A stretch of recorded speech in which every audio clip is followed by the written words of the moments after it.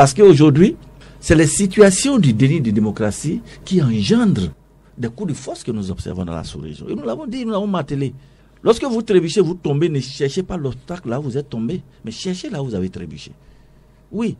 Lorsque, sur la base donc des coups d'État institutionnels, constitutionnels, ou sur la base des lois, où vous excluez, vous martyrisez les autres, c'est des frustrations que cela crée. Et c'est la jonction. Lorsque ces frustrations-là atteignent les paroxysmes, qu'on en arrive à des situations de coups de force que nous observons. Alors, lorsque les institutions sous-régionales ont la possibilité de monter au créneau pour condamner les coups de force, pour condamner ces situations-là, il est important qu'elles soient en mesure, lorsque les coups de force institutionnels sont en train de s'opérer, qu'elles puissent également intervenir. C'est très important. C'est que justice. Autrement dit, vous espérez que ces instances que vous entendez saisir puissent ordonner que, l'examen de ce code électoral soit repris, c'est ça? Exactement, que l'examen soit repris parce que c'est ça qui serait juste. C'est ça qui est la norme en réalité. Mais même si c'est repris, vous n'avez que 28 députés contre la majorité, 28 plus 53. Il suffit de déclarer simplement que ces dispositions-là, d'accord, ne sont pas constitutionnelles. Ça ne répond pas. Et on les retire simplement. C'est tout. C'est pas que ça va faire l'objet de vote, non, pas du tout. C'est pour dire que ça ne permet pas l'égalité, ça ne permet pas la transparence, ça ne permet pas, d'accord, de pouvoir se mettre dans une situation donc de pluralisme démocratique. Et puis donc, on peut revenir, au lieu d'être à 20% pour ce qui concerne le taux d'attribution, le taux de suffrage pour l'attribution des seuils, de revenir à 10%. Mais vous l'avez dit, même les décisions antérieures prises notamment par la Cour africaine de justice et des peuples, ces décisions n'ont pas été respectées. Oui. Et alors, comme vous le savez, nous allons continuer, même au niveau de l'Assemblée nationale, parce que nous pensons que, même à l'Assemblée nationale, ceux qui sont de la mouvance ne sont tous pas favorables, voyez-vous, à ces décisions qui ne se justifient pas, qui violent la Constitution. Et donc, il y a une équité. Est-ce qu'on a la possibilité de faire autrement? Donc, la loi a pour vocation d'être générale, mettre tout le monde au même pied d'égalité. Alors qu'on n'a pas d'autre possibilité de pouvoir nouer d'accord avec aucun autre parti, puisqu'aucun autre parti n'a de possibilité de parrainer. Donc, eux, ils se taillent la bonne portion et on réserve la portion congrue aux autres. Aux yeux de la loi, nous pensons qu'il y a une certaine discrimination, il y a une certaine rupture d'égalité qui se pose. Et il en est de même pour ce qui concerne l'attribution. Alors, avant d'en arriver là, il y a aussi la jurisprudence. Au niveau de la Cour, il y a eu deux jurisprudences en 2021. La jurisprudence du 17 février 2021 qui dit que le parrainage est un engagement unilatéral qui ne concerne que le député, qui donne le pouvoir au député de parrainer. Le second dit que en matière de parrainage, l'élu est libre de parrainer qui il veut. Le parrainage est individuel et libre. Or, selon notre ordonnancement juridique, les jurisprudences de la Cour constitutionnelle font bloc de constitution. Si c'est le cas, il n'y a pas possibilité qu'une loi ordinaire vienne remettre en cause une loi supérieure qui est ici le bloc constitutionnel. Si quelque chose doit s'adapter, c'est la loi qui doit s'adapter à la Constitution. Ça ne peut pas être la Constitution qui s'adapte à la loi. Je crois que ça pose un problème de hiérarchie, d'accord, de normes. Et c'est ça nos avocats l'ont soulevé. Pour dire ça pose un problème. Si, au niveau du bloc constitutionnel, on a trouvé que le parrainage est individuel et que l'élu a la liberté de parrainer qui il veut, aucune autre décision, d'accord, telle une loi ne peut venir remettre en cause la loi fondamentale qui est... Bonjour à tous, bienvenue. Le code électoral adopté le 5 mars dernier par le Parlement est conforme à la Constitution. La décision de la Cour constitutionnelle est tombée ce jeudi 14 mars 2024. Les députés du parti Les Démocrates ayant saisi la haute juridiction n'ont donc pas eu gain de cause. Tout le code a été accepté dans son état aux grandes dames des opposants et de nombreux Béninois. Qu'est-ce qui s'est passé ce 14 mars à la Cour constitutionnelle? Les opposants dénoncent un tripatouillage du texte transmis à la Cour.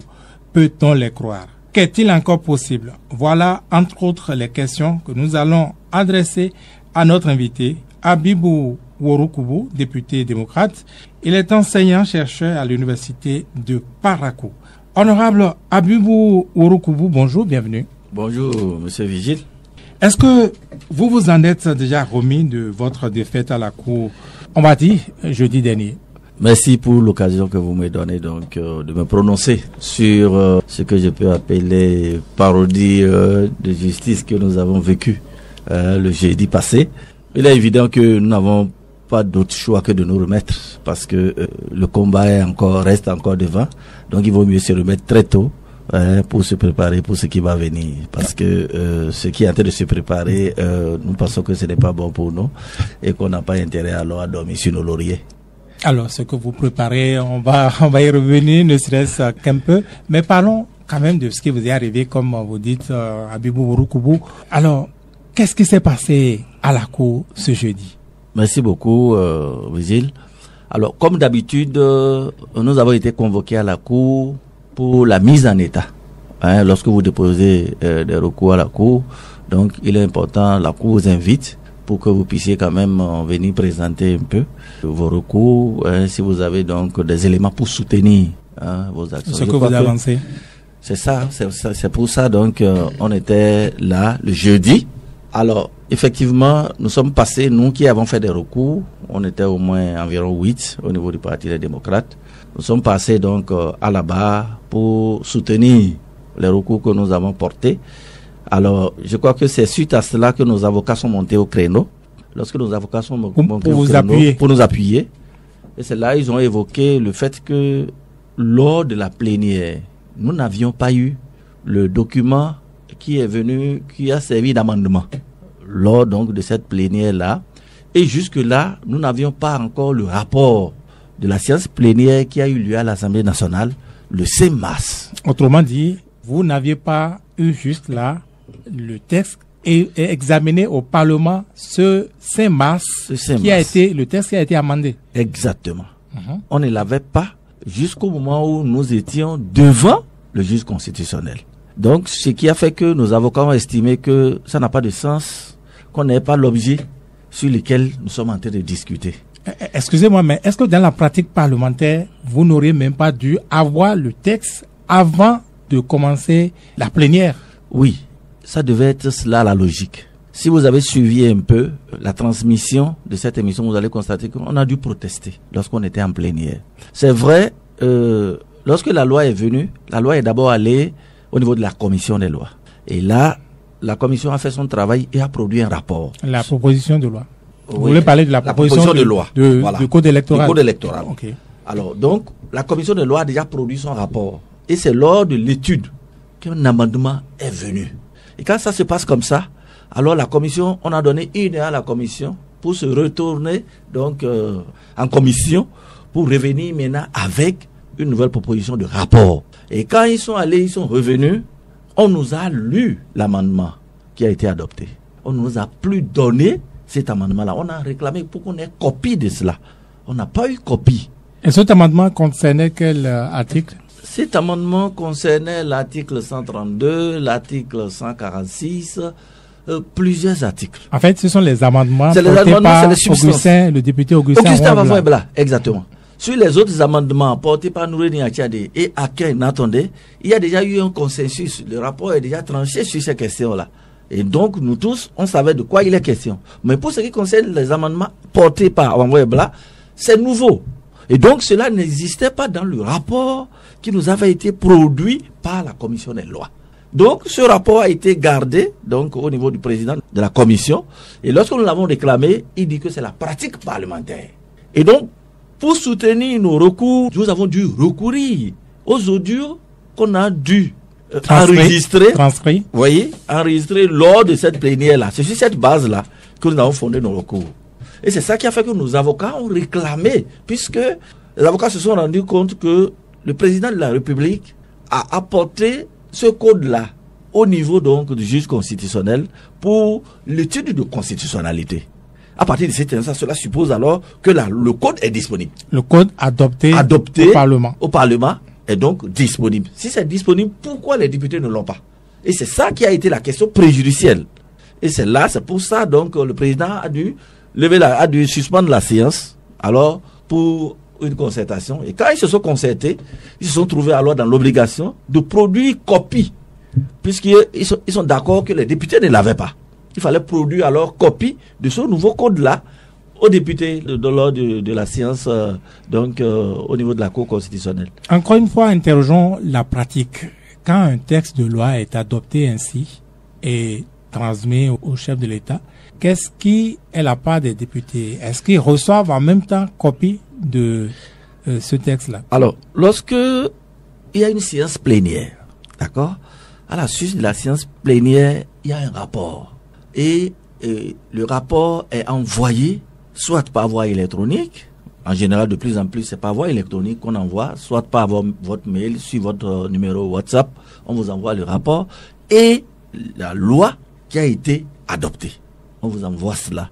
Et lors de la prochaine séance, alors on lit le rapport pour que chacun puisse apporter son amendement, pour s'assurer que réellement, ce que vous avez adopté, c'est ça que les gens ont dû transcrire. C'est ça qui hésite. Voilà un peu la pratique. Parce que le point qui s'est posé, si c'était que nous avons eu le temps de nous prononcer déjà au niveau de l'Assemblée nationale sur le rapport de la séance plénière du 5 mars, le point qui s'est posé à l'Assemblée nationale, c'est-à-dire le rapport après les amendements d'Augustin Aronwe-Bla. Exactement.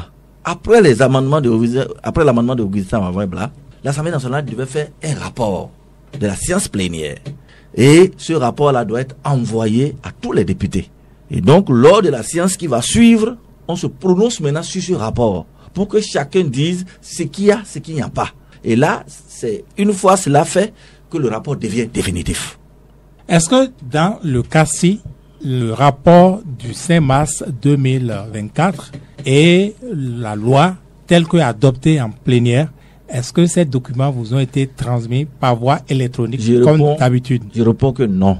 Ça ne nous a pas été transmis. Et pourquoi? Et mieux, nous l'avons demandé le vendredi. L'honorable Éric Mondoté a saisi le président de l'Assemblée nationale à l'effet de lui produire le rapport de cette séance-là et le code qui a été adopté. Il ne l'a pas eu vendredi. Le mardi, le président du groupe parlementaire, l'honorable Achade, a fait la même démarche. A écrit au président de l'Assemblée nationale pour lui demander de nous produire le rapport de la séance, de même que le code adopté. Nous ne l'avons pas eu. Je ne sais pas si vous voyez. Or, il y a un recours qu'il faut faire. Le recours a un délai, puisque ça peut être promulgué dans les 15 jours. Donc, il faut forcément déposer le recours. Alors, nous n'avons pas eu de rapport. Est-ce qu'il faut attendre forcément et le délai va passer? À qui la faute? Nous n'avons d'autre choix que de déposer nos recours sur la base donc des transcriptions que nous avons eues.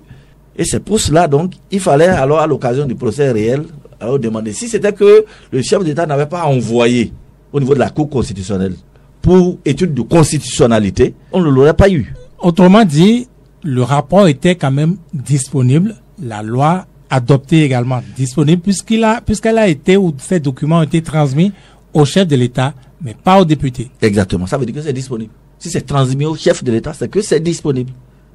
Alors, vous avez posé le problème devant la Cour constitutionnelle, oui, puisque vous êtes basé sur les enregistrements et c'est sur ça que vous avez rédigé vos recours. Exactement. Et qu'est-ce que la Cour constitutionnelle a dit? Donc, la Cour constitutionnelle a trouvé que ce n'est pas normal qu'on ne puisse pas avoir ce document-là, qui est donc le code qui est adopté.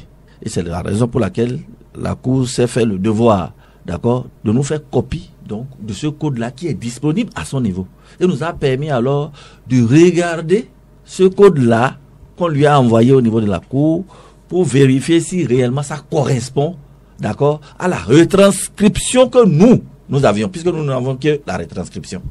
Ce qui vous a été transmis, c'est la copie de la Cour constitutionnelle, oui, ou c'est la copie du chef de l'État, ou les deux copies sont en fait la même copie? Les deux copies sont la même copie. C'est la copie que le chef de l'État a transmise à la Cour constitutionnelle pour vérification de constitutionnalité. Et c'est le président de l'Assemblée nationale qui a dû transmettre ça au chef de l'État et qui, à son tour, a transmis au président de la Cour constitutionnelle. Et c'est le président de la Cour constitutionnelle qui a dû nous faire copie maintenant de ce qu'il a reçu de chez le chef de l'État pour nous permettre, tout au moins, de nous assurer que nous avons le document. Alors, vous avez dénoncé des inexactitudes, vous avez dénoncé des différences entre les deux textes, des parties qui figuraient dans le texte préalable, qui ne figurent plus dans la copie qu'on vous a remise, des ajouts. Éclairez-nous. Donc, c'est après ça que vous avez, après avoir obtenu la copie transmise au chef de l'État, que vous avez vu qu'il y a eu manipulation. Exactement. Alors, une fois donc que cette copie nous a été transmise, le président de la Cour constitutionnelle a souhaité nous donner tout au moins quelques minutes pour nous permettre de nous assurer que les copies que nous avons reçues correspondent véritablement à la transcription qui nous a permis de déposer nos recours. Et c'est à ce niveau qu'on a constaté quand même qu'il y a un certain nombre d'irrégularités et que tout ce qu'on avait adopté n'était pas dans le document ou alors qu'il y avait des ajouts. Alors, quels sont les ajouts? Quelle différence il avait entre les textes? Qu'est-ce que vous avez relevé? Je ne peux pas être précis ici, mais au niveau donc de certains articles, notamment l'article 37, il y a des choses qui ont été adoptées mais qui ne se retrouvent pas là. Il y a l'article 44 qui portait sur...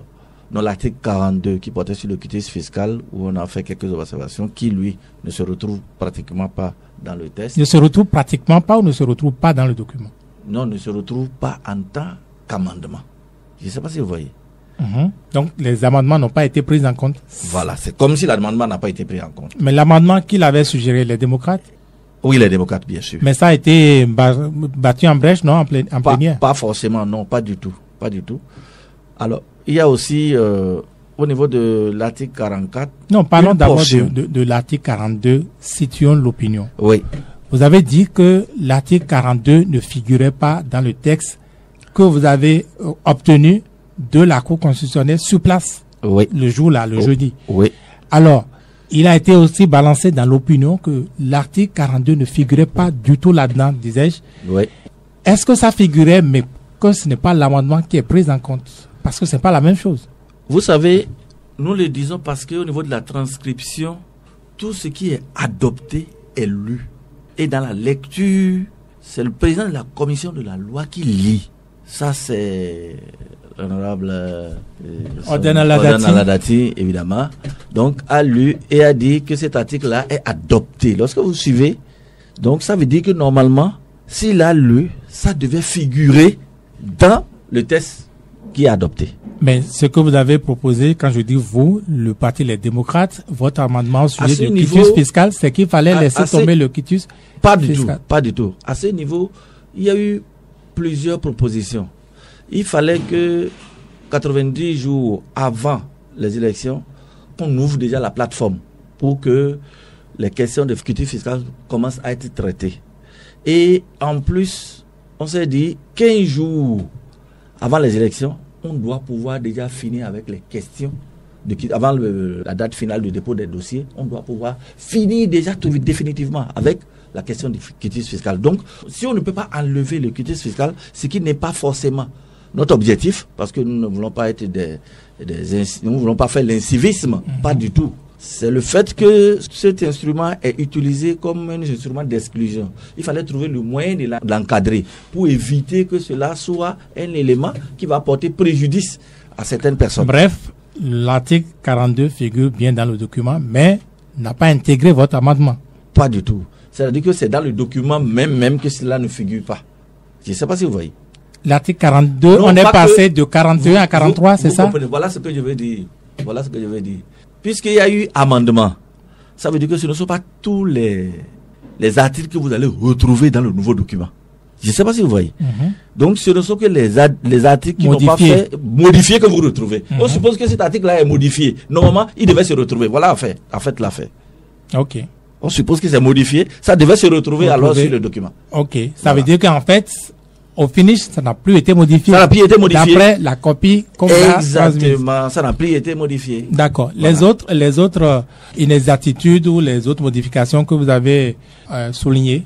Oui, on a constaté qu'il y a une portion qui n'a pas été lue, puisque ce n'était pas transcrit au niveau donc de notre document que nous avons. C'est au niveau de l'article 44. C'est toute une portion de phrases qu'on ne retrouve pas, mais qu'on retrouve dans le document qui a été adopté. Moi, je ne vous comprends pas encore très bien. Oui. Ça veut dire que c'est un rajout? C'est un rajout. Voilà. C'est un rajout, vous n'en avez jamais parlé en plénière. On n'en a jamais parlé en plénière, mais cette portion-là s'est retrouvée dedans. Et ça parlait de quoi exactement? Oh, c'est la question de parrainage et un certain nombre d'engagements qu'il fallait prendre. Je n'ai pas le document ici. Sinon, j'aurais pu vous lire cette partie-là, cette portion-là. C'est les 3 éléments que dont j'ai connaissance. D'accord. Et donc, quand vous avez posé ces problèmes, vous avez relevé ces éléments, ces choses à la Cour constitutionnelle, qu'est-ce qui vous a été répondu? Alors, ce qui est intéressant, c'est que les articles qu'on a attaqués au niveau de la Cour constitutionnelle n'étaient pas concernés. Ça veut dire donc, là où on a constaté les irrégularités, ne sont pas les articles sur lesquels vous avez formulé nos recours. De sorte que pour le juge constitutionnel, cela ne nous posait pas véritablement de problème. Nous n'avons pas formulé de recours sur ces aspects-là. Ouais. Voilà. Donc pour lui, donc ça n'empêche pas de continuer d'avancer. Donc c'était juste, et c'est la raison pour laquelle alors désormais on a été obligé donc d'aller dans le fond du dossier. Et arrivé au niveau du fond, vous avez encore une fois explicité, on va dire, vos arguments. Pourquoi, selon vous, ces aspects-là étaient inconstitutionnels? Oui. Qu'est-ce qui vous a été répondu par la Cour? Alors, à ce niveau, lorsque nous prenons le cas du parrainage, le cas de l'article 132, ce que nous avons reproché le plus à cet article-là, c'est que il y a un alinéa qui dit que un député ou un maire ne peut parrainer qu'un candidat membre ou désigné du parti l'ayant présenté pour son élection. On a pensé que cet article-là est en contradiction avec l'article 80 de la Constitution. L'article 80 de la Constitution dit que le mandat du député n'est pas impératif. Ça veut dire que il est libre, d'accord, de parrainer qui il veut. Le parti n'a pas à lui faire injonction sur le candidat qui doit parrainer. Et mieux, on dit toutefois, en cas d'accord de gouvernance conclu avant le dépôt de candidature à l'élection présidentielle et déposé à la Sénat, le député ou le maire peut parrainer un candidat membre de l'un ou l'autre des partis signataires d'accord. Ça signifie que quoi? Ça veut dire que si un accord est trouvé entre 2 partis avant d'aller aux élections, d'accord, alors il est possible de pouvoir parrainer l'un ou l'autre des partis qui ont scellé l'accord.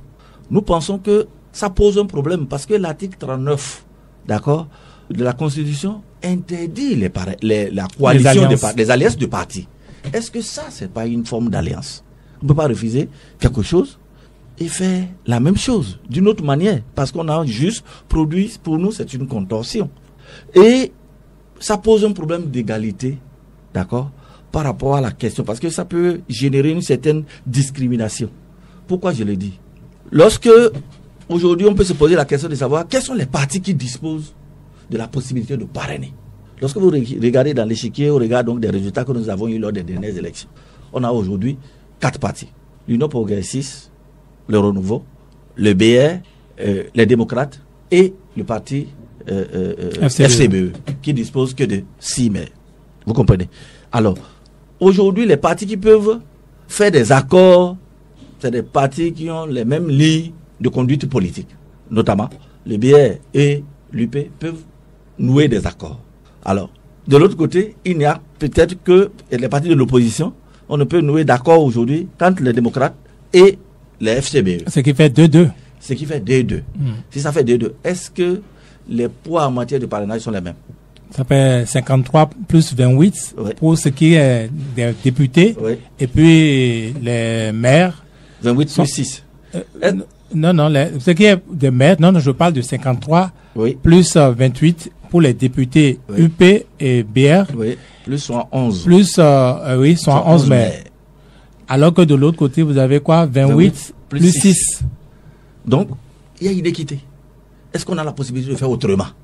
Donc, la loi a pour vocation d'être générale, mettre tout le monde au même pied d'égalité.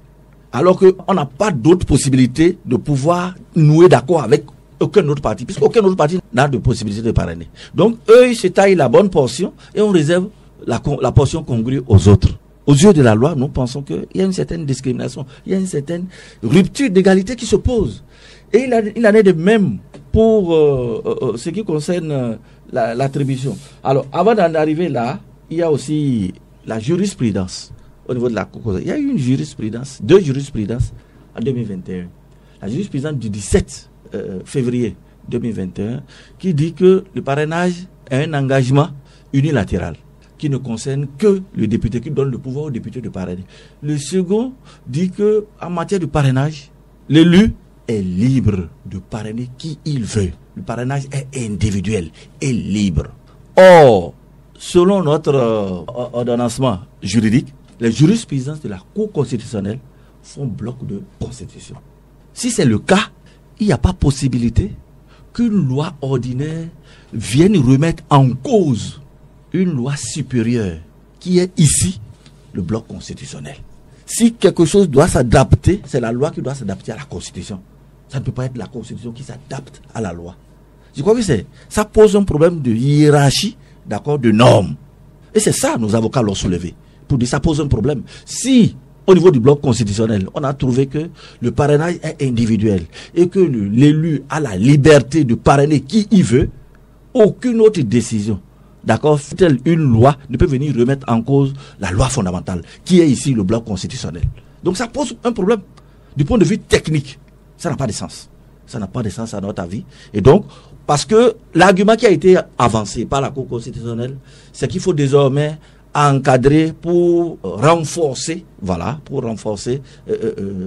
les partis politiques. On dit non, ce ne serait pas la loi qui viendra dicter ce qu'il faut faire à la Constitution. Non, pas du tout. La Constitution a précédé la loi, justement.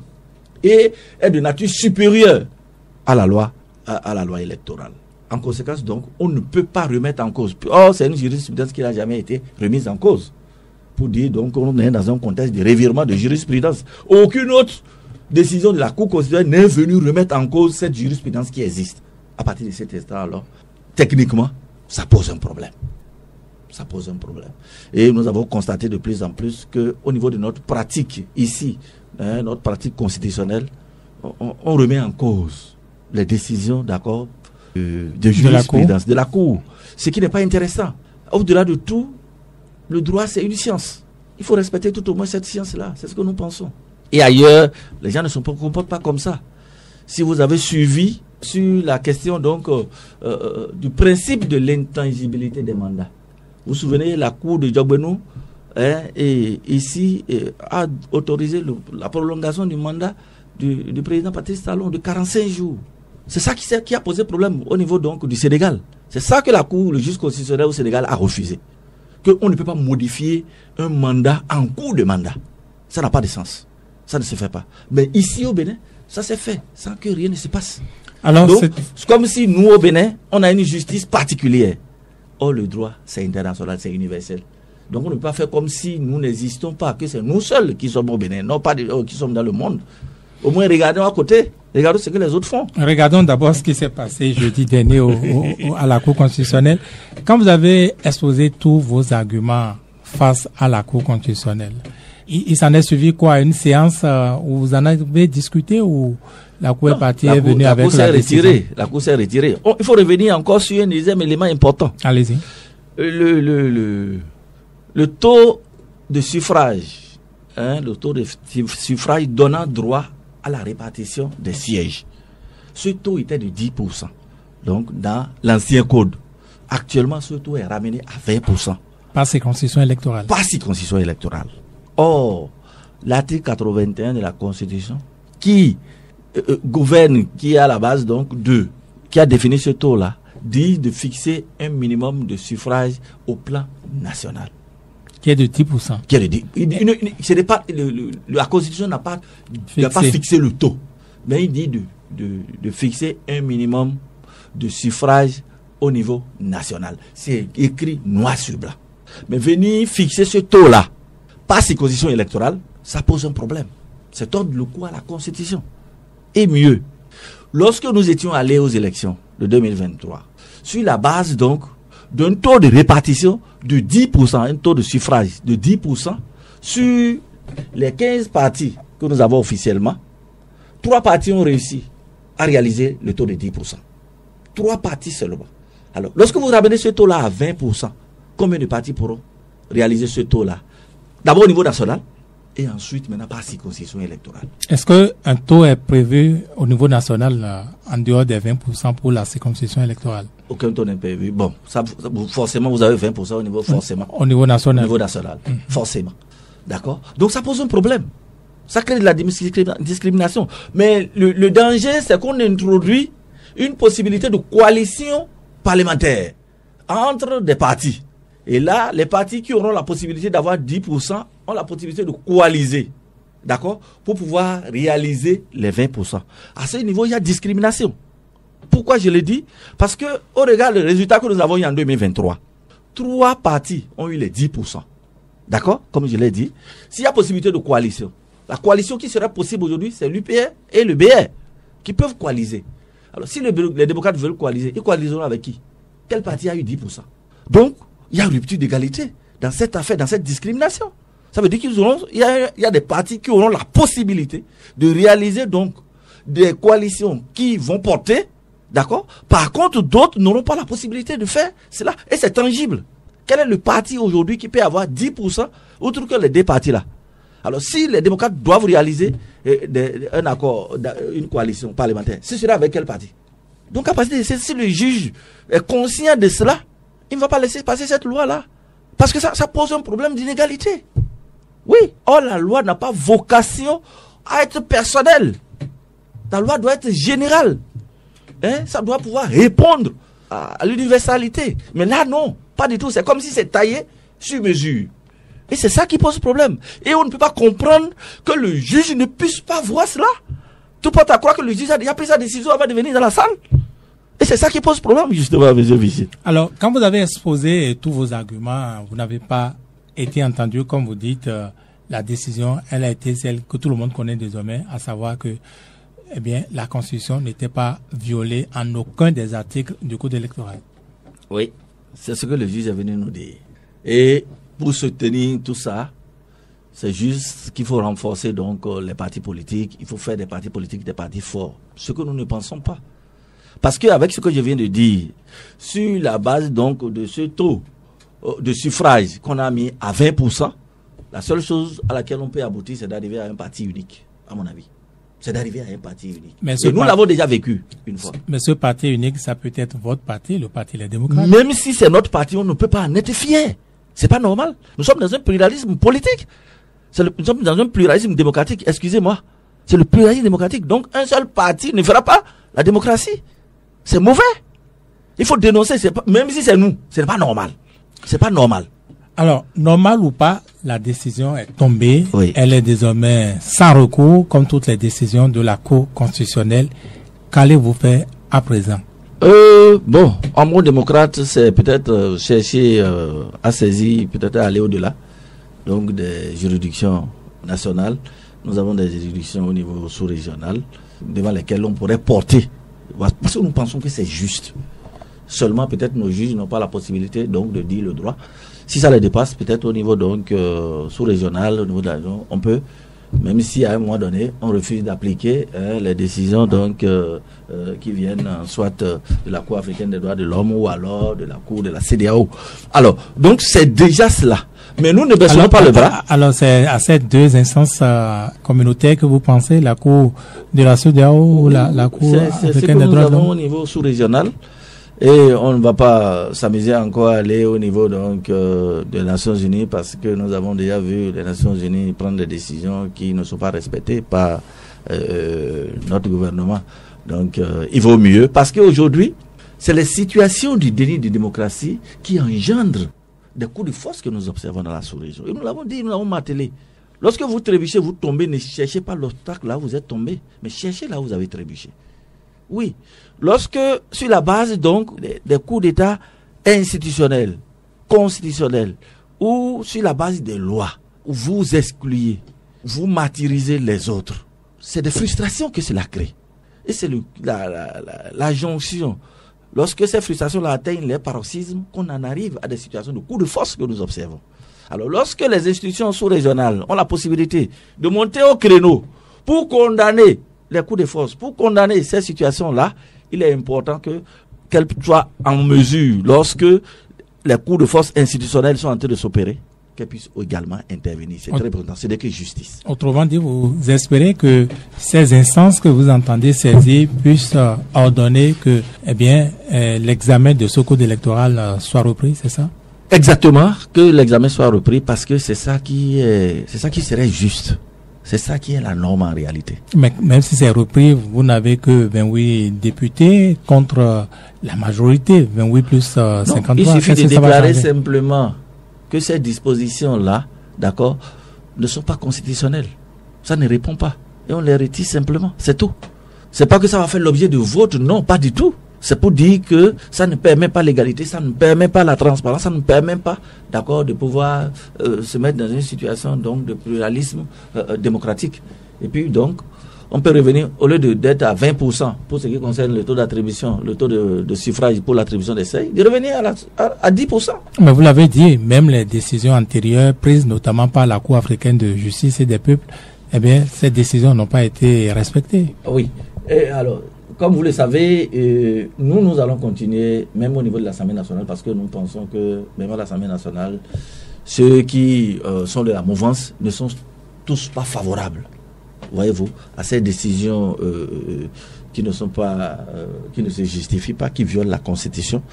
Et on espère que... Ils ne sont pas tous favorables, ils ont voté tous pour 79 tout de même. On espère qu'avant la fin de cette législature, beaucoup d'entre eux entendront raison et qu'on aura la possibilité alors de pouvoir revenir sur ces différents tests-là. Alors, c'est seulement ce que vous entendez faire, saisir les instances au niveau saisir les instances, africain. Ça c'est ce que nous devons faire. Et la chose politique, c'est quand même informer quand même l'opinion nationale et internationale de ce qui est en train de se jouer. Parce que c'est 2026 qui est en train de se jouer aujourd'hui. Les enjeux de 2026, c'est aujourd'hui que nous sommes en train de le jouer. Parce que c'est les tests qui vont régir les élections en 2026 que nous sommes en train de voter à l'heure où nous parlons là. Il est important qu'on puisse mobiliser nos militants, qu'on puisse mobiliser le peuple de façon générale, d'accord, pour qu'elles se sentent concernées par ce qui est en train de se passer. Oui, pour que le peuple se sente concerné, je veux dire le peuple justement, qui se sente concerné.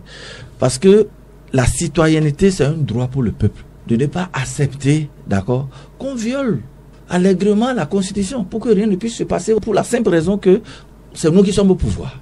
Ça n'a pas de sens. Ça ne se justifie pas, ça ne s'entend pas. Qui vous souviennent, lorsqu'on a pris ici le certificat de conformité, je me souviens, comme si c'était hier, c'était le 1er février 2019, lorsque la cour de Djogbenou, et je lui en veux jusqu'à demain par rapport à ça, qui a pris cette décision-là qui est sortie, qui a initié donc le certificat de conformité, la conséquence de ce certificat de conformité, c'est que nous sommes allés à une élection où il n'y a qu'une seule chapelle politique qui est allée aux élections. La mouvance est allée aux élections avec elle-même. On en est sorti avec un parlement monocolore. Et les tests que nous incriminons aujourd'hui sont le fruit de ce parlement monocolore. Et la conséquence, c'est qu'en 2019, vous avez vu ce qui s'est passé lors des élections législatives de 2019. Il y a eu des tueries. Il y a eu des exilés, il y a eu des gens qui sont emprisonnés, il y a eu des clandestins. Nous traînons ça jusqu'à aujourd'hui. En 2021, le même scénario. Et c'est pourquoi vous affirmez que, s'ils veulent brûler le pays, vous allez les aider à le brûler? Non, vous savez, ce n'est pas... Je crois que le camarade peut-être étant excédé, d'accord, parce que ces lois, comme vous le savez, portent les germes de la révolte, des crises. En réalité, c'est cela. C'est ça qui veut dire. Si vous votez des lois chrysogènes, si c'est des crises que vous voulez, on fera la crise. J'estime que c'est sur la base de l'excès que mon collègue a dû se prononcer, dans l'optique que nos vis-à-vis allaient changer de version, ce qui n'est pas le cas. Notre objectif, ce n'est pas forcément de brûler le pays, non. Et c'est cela, justement. C'est l'action qui entraîne la réaction.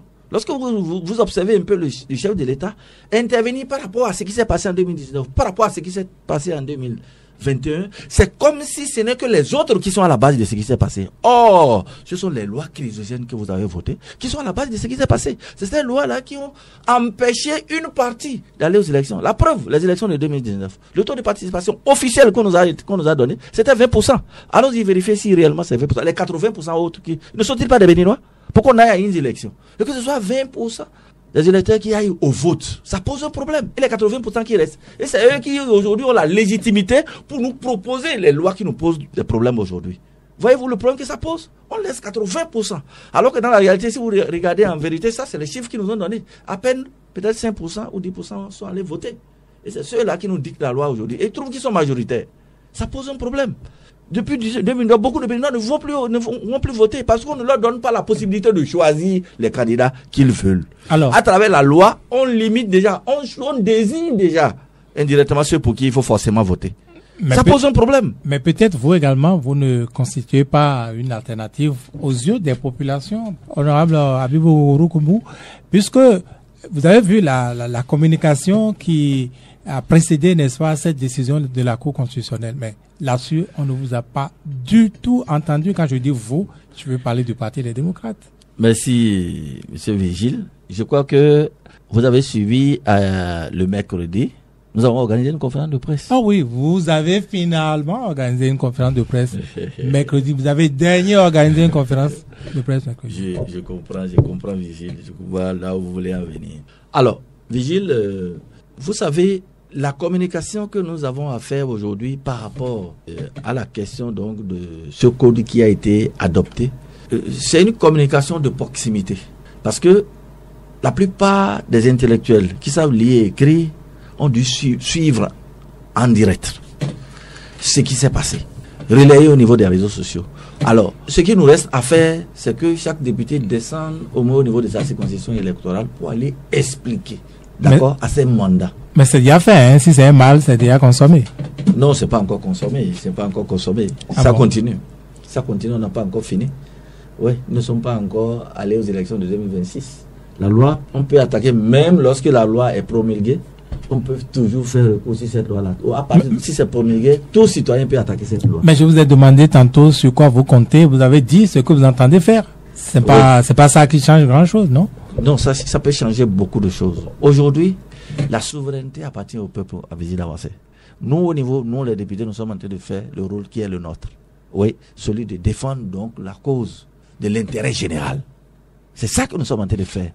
Le pouvoir appartient au peuple et il reste à mobiliser le peuple autour de cette question pour qu'elle puisse véritablement porter cela. Parce que ce n'est pas seulement les 28 députés à l'Assemblée nationale qui ont l'obligation de le porter. Et vous ne pensez pas que vous allez être taxé d'être mauvais perdant, de vouloir gagner par la rue? C'est pas parce que vous avez raté à l'hémicycle? Non, c'est pas parce qu'on va nous taxer de mauvais perdants que nous n'avons pas le faire. C'est notre droit le plus absolu. Peu importe ce que les gens vont dire, on s'en fout. On s'en balance éperdument. Nous avons fait notre devoir. Parce qu'en réalité, que ce soit les lois ou tout ce que vous voyez là, lorsque le peuple décide, tout tombe. La souveraineté appartient au peuple. Lorsque nous ne pouvons pas faire à l'Assemblée nationale, c'est au peuple de le faire. Vous avez observé ce qui s'est passé au Sénégal. C'est le peuple qui a monté au créneau. Lorsque le politique refuse d'entendre, lorsque les actifs refusent d'entendre, c'est le peuple qui monte au créneau. Mais est-ce que vous avez le même peuple qu'au Sénégal? On n'a pas le même peuple, d'accord?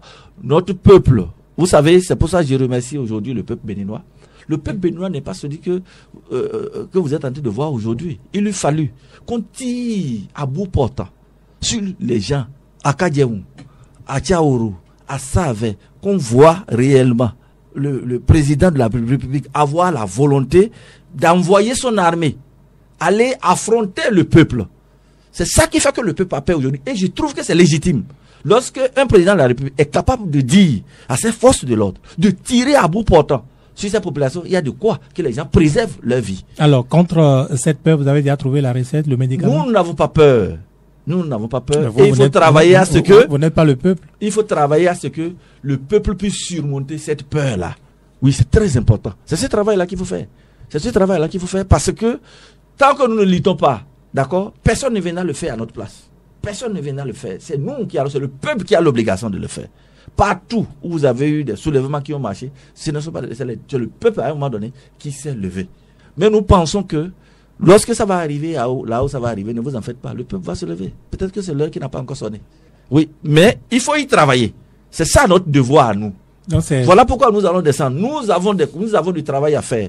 Oui, c'est une communication de proximité que nous devons faire avec nos mandats. Vous allez descendre. Nous allons le faire. Tous les 2 dimanches avec Boni Yahi dans les communes. Non, pas du tout.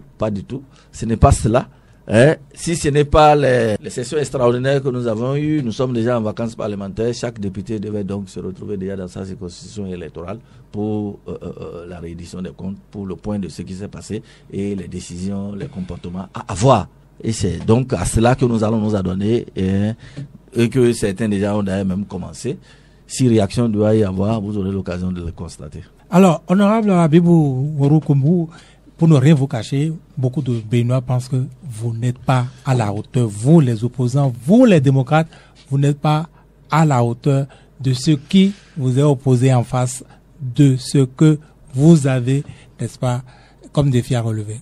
De ce que nous avons en face, je crois que ça, on peut comprendre, parce que vous ne pouvez pas comparer 28 à 81 au niveau de l'Assemblée nationale. Donc, il y a déjà une disproportion.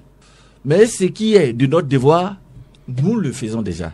Oui, nous le faisons déjà, c'est de défendre les intérêts de la minorité au niveau de l'Assemblée nationale. Je crois que par rapport à cela, on n'a pas fait moins que ce qu'il fallait que nous fassions.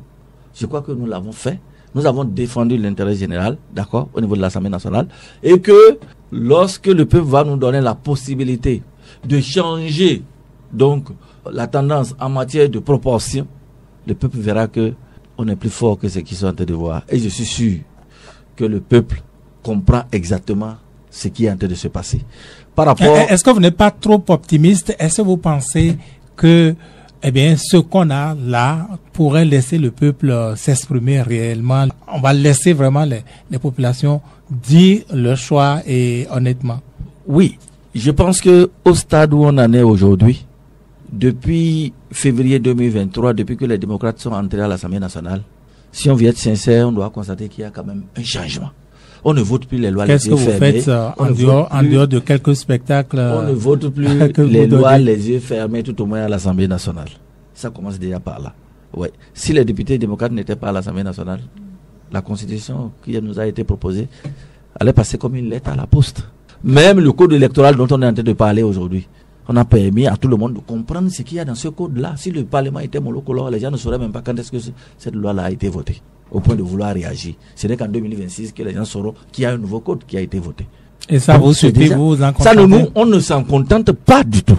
On ne s'en contente pas du tout, d'accord? On ne s'en contente. Nous faisons nos luttes dans la limite donc des moyens dont nous disposons. Et c'est pourquoi nous disons aujourd'hui, le plus gros moyen, c'est au niveau du peuple. Oui. C'est au niveau du peuple. Mais le peuple, pour l'instant, n'a donné aucun signe de ce qu'il est. Ce peuple-là que vous pensez, depuis 2019, le peuple est allé se terrer. Vous dites qu'il se cache. C'est presque ce que vous avez dit tantôt. Oui. En réalité, le régime de la rupture a tout fait, d'accord, de tétaniser, de terroriser. Oui. C'est un régime de terreur qui n'hésite pas à massacrer. Vous avez vu, ne serait-ce que pour les questions de casque simplement, vous avez vu, il y a eu donc des blessés, des morts. On veut faire tout en force. Oui, parce qu'on est au pouvoir, alors on a tous les droits, les autres ne sont rien. Et c'est ce que la démocratie ne veut pas. Et je vous repose la question, face à cela, qu'est-ce que vous pouvez, avez-vous déjà trouvé la recette contre? Oui, cette recette-là, ce n'est pas à nous seuls de le trouver. D'accord? C'est de commun accord avec le peuple que nous allons trouver cette recette-là. Nous sommes aujourd'hui les soldats qui sont envoyés au front. D'accord? Au niveau donc du Parlement, nous faisons le travail qu'il faut, mais il nous faut retourner maintenant à la base, d'accord? Pour pouvoir faire en sorte que les tendances puissent se changer. La possibilité qu'on a aujourd'hui, au nom donc du système démocratique dans lequel nous sommes, la sanction qu'on peut porter à ce régime qui est là, c'est de voter contre lui.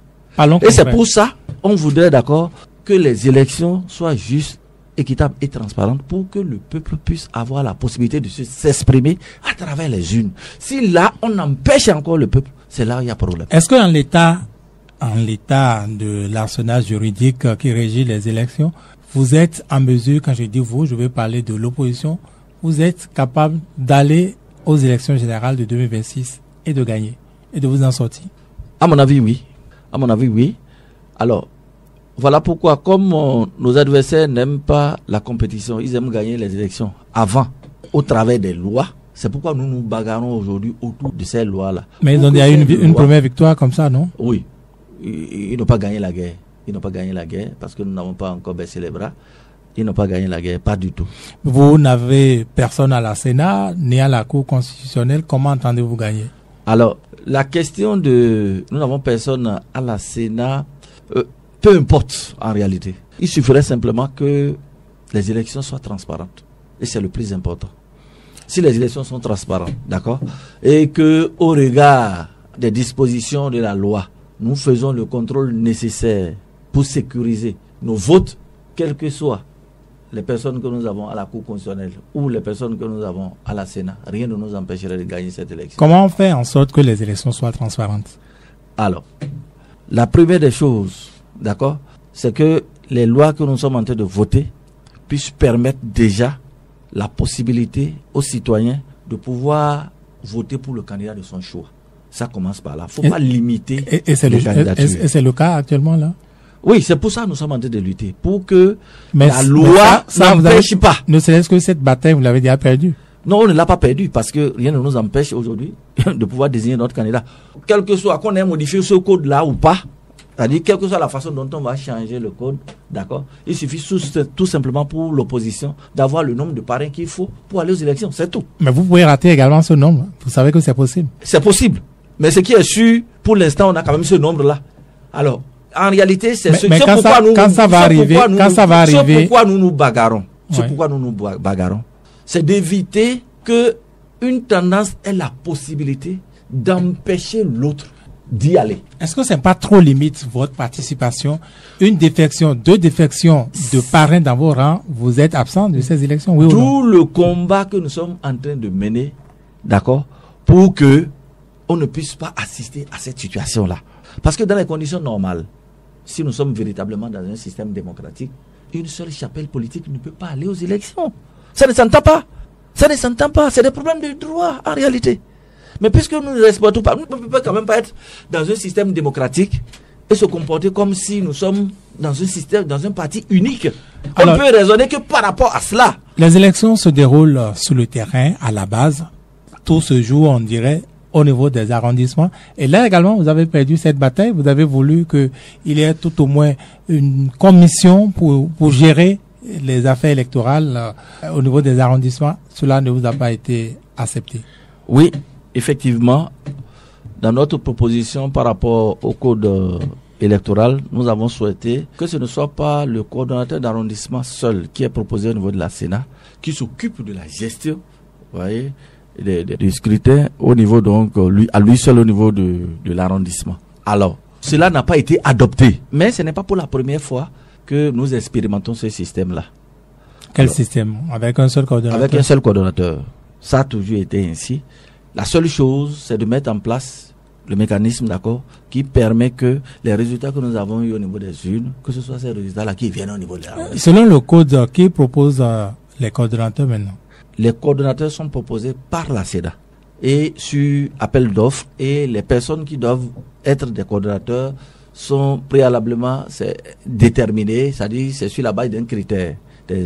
Ce sont les juges à la retraite, les cadres de l'administration. Alors quel est le profil? Le profil de ces coordonnateurs, c'est des partisans, des militants de partis politiques? Non, ce ne sont pas des militants de partis politiques. Donc les partis politiques n'auront pas à proposer de coordonnateurs? Les partis politiques n'auront pas à proposer. C'est sur la base donc d'un appel d'offres que... D'un appel à candidature. Appel à candidature, merci beaucoup, que la Sénat est amenée, d'accord, à sélectionner ces gens-là, suivant donc le critère qui est défini.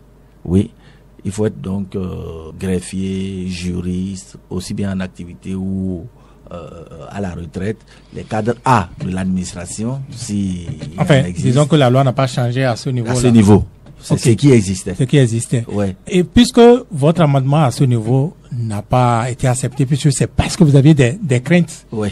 Alors, qu'est-ce que vous faites? Est-ce que vous avez déjà une recette pour quand même parer à ce que vous appréhendez? Bien sûr, la recette existe. Ce qu'il y a à faire, c'est simplement que lorsqu'on finit de voter au niveau des bureaux de vote, qu'il y ait alors des représentants des partis politiques qui accompagnent l'urne depuis le bureau de vote jusqu'à l'arrondissement.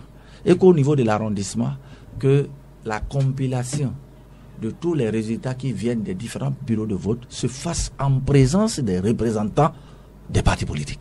Et à ce niveau, une fois donc qu'on a fini les compilations, que l'affichage soit fait immédiatement au niveau de l'arrondissement et que les représentants des bureaux de vote puissent disposer de ces résultats-là qui sont affichés au niveau de l'arrondissement. Qu'on ne puisse pas les empêcher. Aujourd'hui, le peuple le sait. Il faut désormais prendre les dispositions pour sécuriser. Donc c'est une question d'organisation. C'est une question d'organisation. Et c'est à votre niveau. Il faut réussir à organiser. Au niveau des opposants. Au niveau des opposants, c'est à nous de le faire. Nous avons l'obligation de mettre en place une organisation. Est-ce que vous en êtes capable parce que vous n'en avez pas fait preuve non plus, vous n'avez pas fait preuve d'organisation pendant les législatives dernières? Vigila Wassé, ce que le Parti des démocrates était lors des élections de 2023, ce n'est plus ça aujourd'hui. Oui, les démocrates ont évolué. Ah oui? En matière d'organisation, les démocrates ont évolué. Les démocrates ont réussi à élargir leurs bases aujourd'hui. Et les démocrates ont désormais les moyens nécessaires pour leur organisation et pour la sécurisation de leur vote. Mais pour l'instant, excusez-moi, vous faites preuve de très peu de stratégie, hein? Et on ne viendra pas à Vigila Wassé mettre nos stratégies. Non, je ne demande pas que vous exposez vos stratégies, mais pourquoi voulez-vous, cela ne fait pas votre bonheur dans tous les cas. Juste là, vous accusez les coups comme en boxe, vous ne faites qu'encaisser. C'est l'impression que vous avez. C'est l'impression que vous avez. C'est pas nous seuls qui encaissons les coups, c'est au peuple qu'on est en train de donner les coups. Et le peuple doit savoir en son temps comment sanctionner ceux qui sont en train de leur donner ces coups-là. Parce que le moyen pour le peuple de sanctionner celui qui est en train de le politique qui est en train de lui donner les coups, c'est de ne pas lui accorder sa voix. C'est le moyen. Et c'est la raison pour laquelle c'est notre responsabilité de permettre au peuple d'aller accomplir ce devoir-là, de sanction vis-à-vis de celui qui est appelé à lui donner les coups tous les jours. C'est ça, notre rôle. Et nous allons mener cette bagarre-là pour que les militants pour que le peuple a la possibilité d'aller alors accomplir ce devoir-là. Pour dire, parce que la souveraineté appartient au peuple. C'est le peuple qui dit, c'est celui-ci que je veux qui me gouverne, c'est pas celui-ci, c'est celui-ci. Alors le peuple s'est toujours interrogé, n'a pas compris, ne comprend d'ailleurs pas les députés, les démocrates, eux qui ont promis une fois à l'Assemblée nationale d'aider à la libération de Réki Amadougou, Joël Aïvo et faire amener donc les exilés. On a l'impression que c'est rangé après l'aventure de la loi portant amnistie. Oui, merci beaucoup Vigile. Je crois que sur la question, je ne veux pas être péremptoire, pour la simple raison que nous avons mené les démarches à travers déjà la loi sur l'amnistie qui malheureusement n'a pas prospéré parce qu'à travers cette loi, nous avons voulu donner la possibilité aux pêcheurs de se repentir. Mais malheureusement, la pêche qu'on lui a tendue, il n'a pas cru devoir attraper cette pêche-là. Oui. Alors, ce qu'il est important de dire au peuple aujourd'hui, puisque le président Patrice Talon a refusé carrément, d'accord, aux siens de voter la loi d'amnistie. Bien entendu que cette loi-là est toujours à l'Assemblée nationale. C'est vrai, cette loi a passé l'étape de la commission des lois, mais ce n'est pas encore appelé au niveau de la commission. Nous pensons la plénière. Au niveau de la plénière. Nous pensons que donc on a toujours caché ça là. Je ne sais pas si c'est pour des questions de chantage ou autre. On n'en sait rien. Mais ce qui est sûr, c'est que le président... Mais le son est connu, non? Même si c'est appelé aujourd'hui en plénière, si rien ne change, c'est que ça va être rejeté. Oui. En réalité, là où je vais en venir, c'est que le président Patrice Talon, qu'on le veuille ou non, en 2026, est en train de partir. D'accord? Alors, si le président Patrice Talon, qui refuse que cette loi d'amnistie soit votée, soit prise, est parti, je crois que c'est le lieu d'informer le peuple. S'il part et que nous changeons de régime, on a la possibilité de libérer tous nos prisonniers. Vous recommencez encore? On n'a pas d'autre choix que de recommencer puisque... Vous recommencez des promesses votées pour nous et on va les libérer? Le nombre que nous faisons à l'Assemblée nationale aujourd'hui ne permet pas, ne nous donne pas les coudées franches pour pouvoir donc adopter la loi d'amnistie à notre niveau seul. Je ne sais pas si vous voyez. On n'a pas le choix que de le dire. C'est l'alternative que nous avons. À moins que vous nous demandez aujourd'hui de prendre donc des coupes, des hachettes pour aller donc casser la prison. Je ne sais pas si c'est ça que vous nous demandez de faire. Non, évidemment, si vous pensez que c'est ça la recette, sans doute vous avez échoué, n'est-ce pas? Donc le peuple ne nous a pas encore demandé de faire. Nous pensons que nous sommes dans un régime démocratique et que nous allons utiliser les outils appropriés. D'accord? Nous avons encore d'autres outils. Comprenons, nous compatissons vraiment aux douleurs de ceux qui sont en prison, à la souffrance de leurs parents, amis et alliés. et nous compatissons vraiment à leur douleur. Mais malheureusement, lorsque vous avez des gens qui ne se montrent pas compatissants aux douleurs des autres, et surtout pour les fautes pour lesquelles ils n'ont forcément pas commis, c'est triste. C'est triste parce que on peut pas dire aujourd'hui qu'il y a de fumée sans feu. Disons ça, c'est pour ceux qui sont encore vivants. Mais à Savet, Christian Neus a fait des investigations et s'est trouvé que, eh bien, les parents qui ont perdu des gens, des enfants, au cours de ces violences électorales, restent encore à ce jour à demander les dépouilles de ces enfants, de leurs enfants en vain. Oui. Et là-dessus, on n'en parle pas, vous n'en parlez pas, vous ne faites rien, non? Pas que nous n'en parlons pas. Nous en Est-ce parlons. que vous êtes au courant? Est-ce que vous le savez? Nous sommes au courant. Vous savez combien d'enfants, combien de personnes, combien de fois il a à la morgue? Il y en a à Savet, il y en a à Tchaourou aussi, il y en a à Kandi, même à Cotonou ici. Des corps qui sont toujours à la morgue, qui ne sont pas retournés aux parents? Oui, parce que il y a eu un cas de quelqu'un à qui on a tiré à bout portant et qu'on a déclaré qu'il était mort de paludisme. Mais elle a déjà été enterrée. Oui, parce que il est établi maintenant que c'est le paludisme qui l'a tué. Vous comprenez? Ce dont nous parlons, c'est 3 corps, 3 enfants, 3 personnes, disons, à Savet, qui n'ont toujours pas été rendus à leur famille, qui continuent à réclamer toujours. Et là-dessus, vous non plus, les démocrates, vous ne dites rien. Vous n'êtes peut-être même pas au courant. Non, pas qu'on ne dit rien. Vous savez que c'est une situation globale. Oui, c'est une situation globale sur laquelle un travail d'ensemble a été fait en collaboration avec les institutions telles que Transparency International et toutes les autres organisations que vous savez. Et cela a été porté au niveau donc des droits de l'homme, où toutes ces questions-là sont discutées. Nous, au niveau politique, je crois que nous avons déjà interpellé à plusieurs reprises sur ces cas-là, et c'est la raison pour laquelle on a pensé que la situation qui est arrivée est due à cette élection-là qui est partie sur la base des lois chrysogènes. Ce n'est pas une situation qui est venue tout de go. Chacun a sa responsabilité dans cette affaire. Aussi bien le gouvernement que les victimes. D'accord? À partir de cet instant, alors, voilà pourquoi je disais que on ne veut pas la mort du pécheur. Le gouvernement ne peut pas aujourd'hui, en l'occurrence le président Patrice Talon, ne peut pas se désengager de ce qui s'est passé. Oui. Alors, quand on vous entend, on a l'impression que vous êtes sans moyens, vous êtes dépassé. Pas que nous sommes dépassés, non. Nous sommes juste dans la logique de ne pas faire exactement comme nos vis-à-vis. Parce que finalement, on ne saura plus finalement qui a tort, qui a raison. Nos vis-à-vis ont usé de la violence, au mépris du droit, au mépris de tout. Nous ne voulons pas faire la même chose. Et vous oppose que vous avez fait sortir aussi des chasseurs? Non, je suis désolé. Bon, on va pas revenir. On va pas revenir sur désolé. Lorsque vous allez voir un chasseur qui va sortir avec un fusil de chasse devant AKM, devant les M26, M16, il faut dire que ce serait en désespoir de cause. Parce qu'il n'y a pas commis une mesure. Ça ne s'entend pas. Vous devant un fusil de type de guerre, de type M16, et vous allez vous sortir un fusil de chasse, ça veut dire que vous êtes en désespoir de cause. Donc c'est pas des choses à dire en réalité. C'est pas des choses à dire. La seule chose que nous savons, les populations ont barré les voies. Oui. Et on a tiré à porter. Ce ne sont pas les... Non, bon. Vraiment, il ne faut pas réveiller. C'est parti de notre histoire. Honorable nous arrivons au thème de cette émission. Bon. Vigile Amassé, je crois que de plus en plus, la justice constitutionnelle, le droit constitutionnel au Bénin, on a l'impression que ce n'est pas une science, c'est une science sociale, certes, on a l'impression que c'est une science à part lorsqu'il s'agit du Bénin, comme si la science n'est pas universelle. Ce qui est vrai à Dakar, ce qui est vrai en France, ce n'est pas vrai au Bénin, pour la simple raison que forcément, on veut plaire. On veut faire, on veut plaire au pouvoir en place, justement. On veut forcément servir le pouvoir en place. Ça pose un problème. Le pouvoir n'est pas éternel. Ça finit toujours par passer.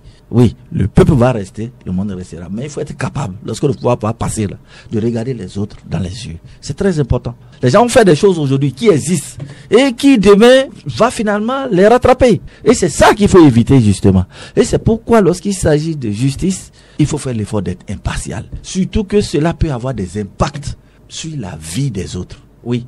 Au-delà de tout, au-delà de la justice que nous connaissons, il y a la justice divine. Il faut en avoir peur. C'est très important pour que les gens puissent se regarder derrière. Oui. Ne pas faire les choses les yeux fermés. Oui, parce que sur plusieurs questions, ce que les gens n'acceptent pas ailleurs, c'est ça ici, nos cadres acceptent, la déchéance morale. Et c'est ça justement aujourd'hui, c'est dans ça nous sommes. Et on se pose la question de savoir qu'est-ce que nous voulons laisser à la postérité. Et si une société comme ça peut-elle prospérer? Je crois que voilà des questions qu'on doit pouvoir se poser. Nous devons donc nous réarmer du point de vue éthique, du point de vue moral, pour que désormais la société que nous voulons construire là soit une société digne, où la dignité, l'honnêteté, la probité auront une valeur. Merci à vous, honorable Habibou Roukoubou. Merci d'être venu sur l'émission Grand Angle. Eh bien, c'en est fini pour ce dimanche. C'est moi qui vous remercie. Merci à chacun. Merci à tous de nous avoir suivis. Samuel Ondio a assuré la réalisation technique. Grand Angle, c'est encore dimanche prochain.